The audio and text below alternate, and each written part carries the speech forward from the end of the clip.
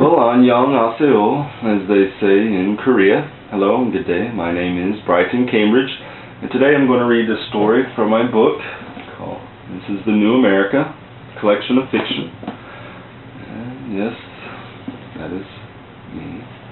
So today I'm going to read a special story. It is a story that was written on my 27th birthday, on October 17th, 2006. And here it is. It is called Argumentum ad Hominem. It is Latin for an argument to the individual man, to his interests and prejudices. Argumentum ad Hominem by Brighton Cambridge. The world was a grey cloud. It was not so because of sadness or sorrow for man or thing, but because the shadowy overcast hung about the city like a veil that is ready to be lifted. The air was collected and frantic, ready to burst with unseen rain from above. Still it did not rain, and the people, awaiting a cold winter, moved along like ants, busying themselves for the end of something great. In this world I write of, there are people clinging to things they believe important, and if faced with the truth about those things, then all their false beliefs would separate in the wind like new ash. It was just such a day when people began to believe in new things, leaving everything behind in hopes of finding a thing truer and better. But would they? That was a question many people could not consider to ask. It feels like a thunderstorm is approaching, a man said as he sat outside a cafe, drinking coffee and letting smoke from his cigarette soar heavenward as his eyes followed in its wake. Not supposed to, another man said. They were old friends and both enjoyed sitting and talking very much. The weathermen are almost always wrong. It seems everyone can't remember what they say the day before.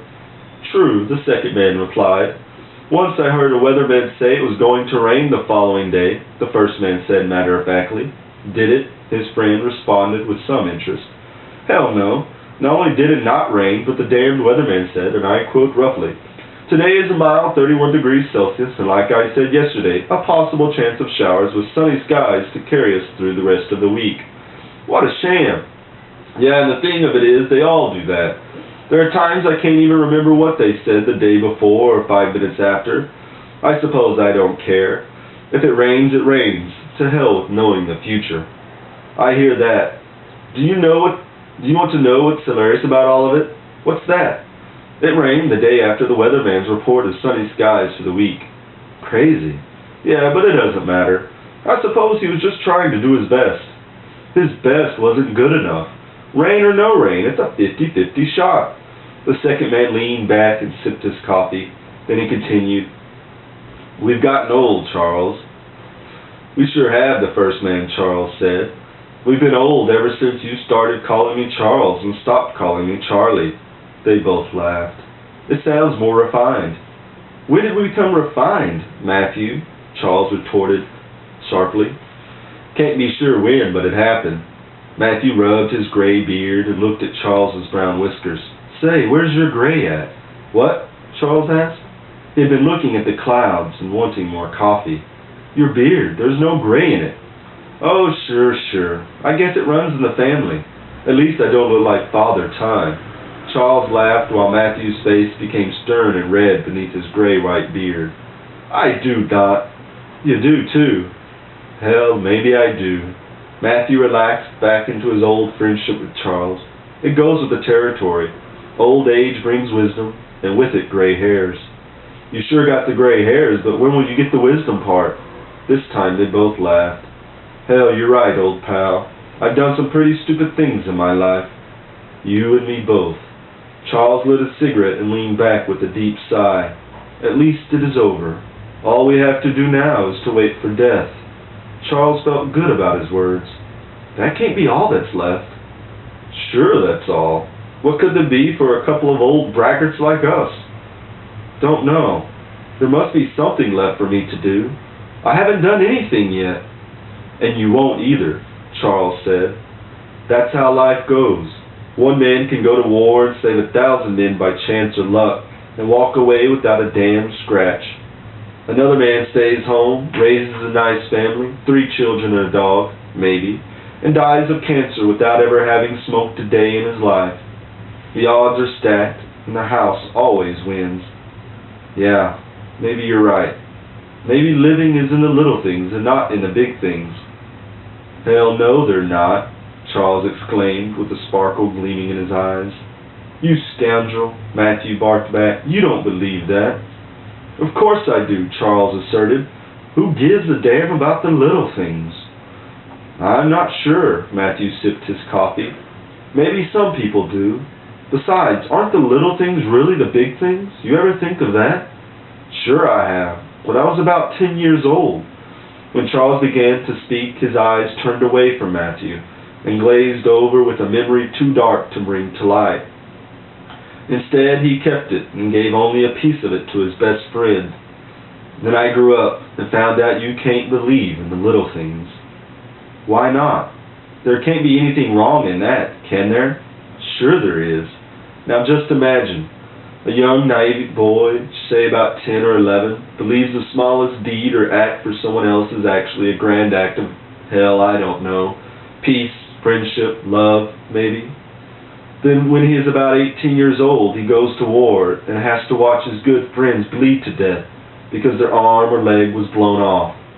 Well, you get my point. The small stuff doesn't matter. Men don't die for the small things. They give their lives for the big things. I see, Matthew said, touched by the moving words from Charles's sincerity. They both knew what the war was like. I was there too, you know. Yeah, I know. It's just when people get to talking about the small things and they're so damned important, well, I get a little pissed off. A little? Matthew smiled. Why not? It's their right to believe in anything they want. Sure it is. But when they start saying the small things outweigh the big things, and they send young boys to die for a damn cause they could care less for or cannot name, then, well, now wait a blasted minute. Don't think you're being a little rough. Those boys have a choice. They know what they're getting themselves into. It's not like, hell no. Do you really think kids that age, boys that can't figure out the next step up? And Charles stopped, stamping out his cigarette in a red ashtray on the table. They got it all wrong. Those boys were the big things. And they thought they were the small things. That whatever cause we were supposed to be fighting for was supposed to be the big thing. But tell me, did the cause and the reasons we went to war outweigh those boys? If I knew that, Charles, then I would be president or king somewhere. Matthew wasn't sure of what he was about to say, so he sipped his coffee and began slowly. I believe people are still trying to figure out those kinds of things. Besides, we are only human. Yeah, right, human. Charles looked at his empty cup and motioned the waiter, a small boy about the age of 12, over to the table. The waiter brought a pot of coffee and filled Charles's cup. The steam poured up and vanished into the mist of the gray air, and the waiter retreated into the cafe. You're too hard on yourself, Charles. And you're not? Sure I am. I just don't know how to show it. No one knows how, but they try. We all try. And still, we get it wrong. I still believe in the little things, Matthew argued. Yeah, maybe I do too, Charles said. No, you don't. I know you better than that, Charles. We're just two old men wasting away a perfectly good morning. Why not? We get only one shot at this life. It's felt a whole lot more than just one shot. I feel damn lucky to be sitting here with you. I could be in the ground somewhere, or ash in the air. Damn lucky, I'd say. We both are. The two old men grew silent and did not move from their seats when the rain began to fall, heavy and hard. They did not need to move. A small tarp above them kept them warm and dry. So Charles and Matthew sipped their coffee, smoked their cigarettes, and quietly watched the gray world become full of rain. And both old men thought the rain could be mistaken for human tears. Again, thank you, and that was a story out of the New America, and that was called Argumentum ad Hominem. Kamsahamnida. Have a great day, and remember, I'm always watching. Take care.